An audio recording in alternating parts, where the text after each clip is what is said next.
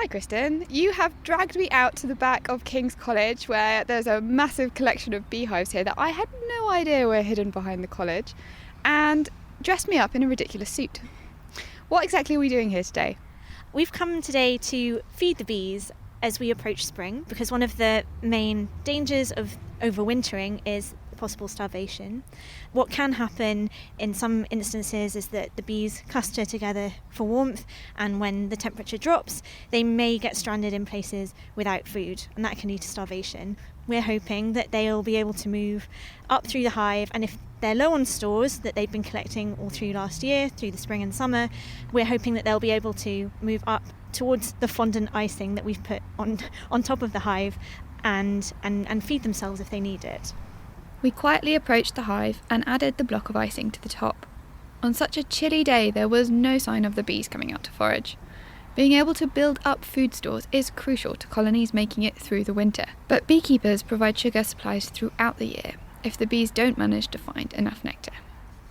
In the cities, there's generally quite a lot of forage around in gardens. Here on the backs in Cambridge, there are lots of crocuses and different plants coming out most of the season when the bees are flying.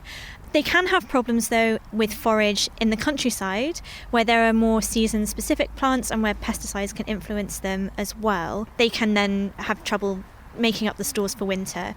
But I understand that conservationists are currently working on ways to ensure that there's more forage for bees for more of the months that they're flying. Forage is obviously a very important thing. Are there any other problems that the bees are facing? So here on the backs, we don't really have the same pesticide problems that you'd get in the countryside, but occasionally we try to protect the hive from things like damp, which can get in. The bees really don't like being damp. That's why they don't fly in the rain. Another thing that we've been trying really hard to work at with our hive is the varroa mite problem that we've been having. And varroa mites are a parasite that can affect the bees at a kind of larvae level and affect their growth. We had someone come and visit the hive and do a series of experiments with what he called a bee gym, which was intended to help the bees clean the varroa off of themselves. Obviously, this would be preferable to having to use things like chemicals and pesticides on the bees, because it can affect their honey and it can also sometimes affect the growth of brood. Naturally, varroa mites parasitise Asian honeybee species. I spoke to Lena Wilford, who explained why European honeybees are struggling to cope. Asian honeybees are very good at detecting the ectoparasites, so if they find them, they'll throw infected bee larvae out of their hives. That's their way of getting rid of problems like that. Our European honeybees haven't worked out that trick yet.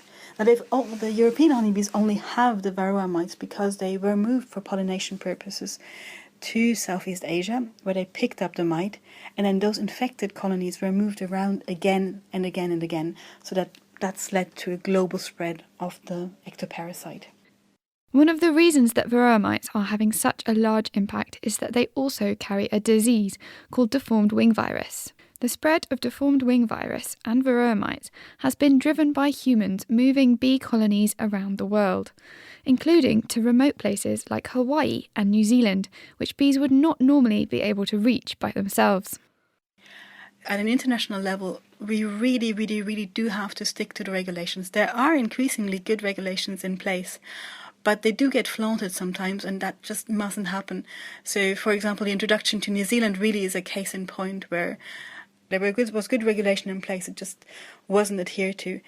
On a local level, for these particular diseases, it's really beekeepers who need to keep on top of their varroa control. That's all that we can say at the moment. Now, by controlling varroa, not only are the beekeepers keeping their own colonies healthy, they also help to protect the wider honeybee populations and also the wild pollinators like bumblebees, because they can catch the viruses too, but obviously they don't have a beekeeper to look after them. Bees have a rather unusual social structure in that they form colonies. So if this virus is within a colony, does that lead automatically to the whole colony declining and eventually collapsing? It's always going to be a multifactored thing, and bees undergo obviously a lot of environmental stress, and making it overwinter, making sure that they have good enough stores, that's going to be something that contributes to that. But there are long-time studies, both in Europe in Israel, in the United States, that have attributed much of the overwinter mortality to this combination of Varroa and deformed wing virus. What can be done to help bees combat this across the board, not just in terms of regulation, but also in terms of perhaps some of the other factors that are interacting with disease? So if you think of honeybees, but also of wild pollinators, then clearly disease do matter, particularly for honeybees. But for the wild pollinators, we have to think about habitat loss and environmental stress, such as pollutants, such as potentially pesticides. So this is something where all of us can also do something. Planting pollinator-friendly plants, making sure that they have something to feed on for the whole season, starting right now, all the way to autumn. That's something that's going to keep our pollinators healthy and well prepared to fight off diseases.